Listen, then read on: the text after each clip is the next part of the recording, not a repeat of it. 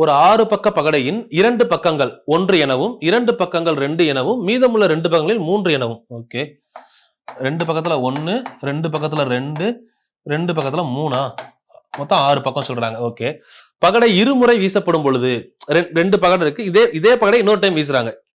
அதாவது 1 1 2 2 3 3.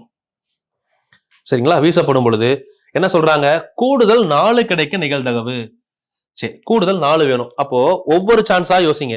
இந்த 1 கூட எது சேர்ந்தா 4? இந்த 1 மட்டும் முதல்ல எடுக்கிறோம். ஃபர்ஸ்ட் ரவுண்ட் 1 மட்டும் எடுத்தோம்னா இந்த 1 கூட இந்த 3 சேர்ந்தா ஒரு 4 வரும்.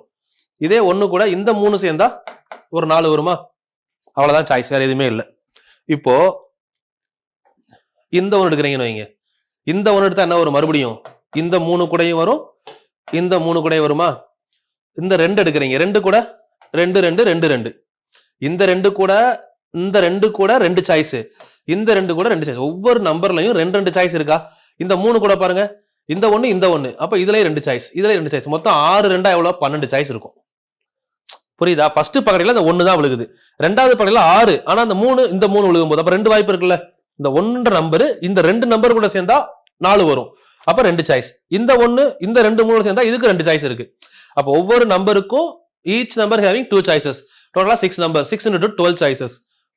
டோட்டல் சாய்ஸ் எத்தனை கேட்டாங்கன்னா 12.